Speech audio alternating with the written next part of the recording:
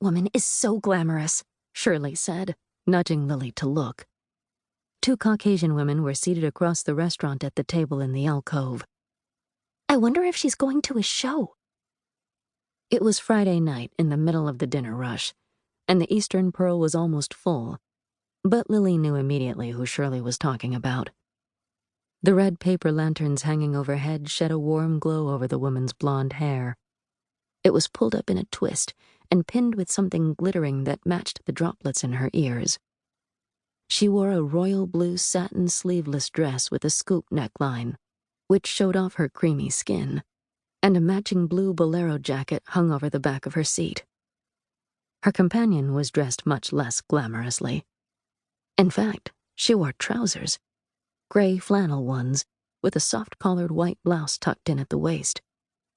Her hair was cut short in the current style, but on her it looked a bit less gamine than mannish, which drew Lily's attention.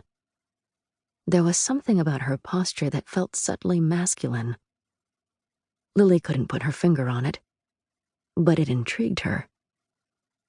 Lily realized she was staring and turned her attention back to the messy pile of napkins in front of her.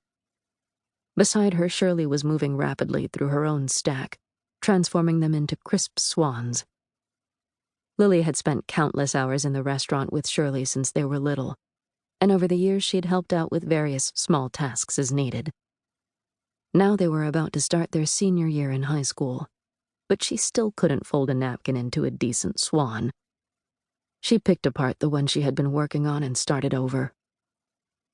On weekend nights, the Eastern Pearl mainly attracted tourists rather than local Chinese.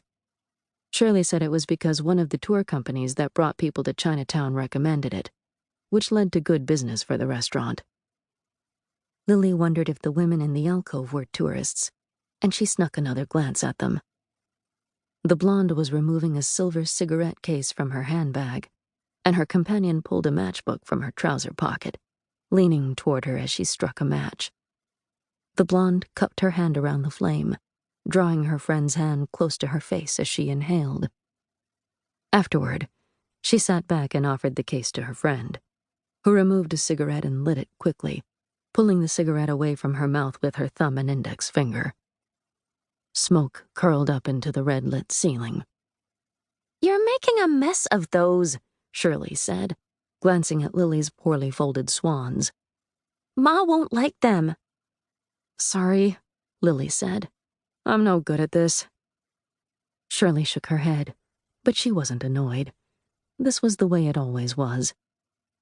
"I'll redo yours," Shirley said as she pulled Lily's napkins toward her. Lily sat there for a moment, watching Shirley shake out her messy swan, and then she reached for the Chronicle. She always enjoyed the theater and film reviews and society columns, with their photographs of women in furs and diamonds, and she wondered idly if the blonde had ever been in the paper. "Maybe she's an heiress," Lily said to Shirley. "The blonde over there." Shirley glanced across the restaurant again, briefly.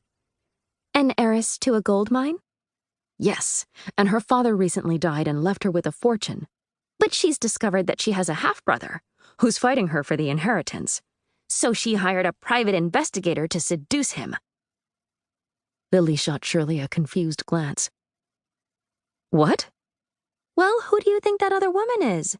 She looks like a female private investigator. Only a female PI would look like that. She was probably undercover." Lily was amused. "Undercover where?" "Oh, who knows?" They had played this game since they were children, inventing stories for strangers they saw in the restaurant. But Shirley tended to lose interest in their inventions before Lily did. "Did you see the new ad my parents placed?" Shirley asked, setting the latest napkin swan next to the others, all lined up like a funny little army. "No." "It's in there. I saw it earlier. Keep going. It's on the same page as the nightclub reviews."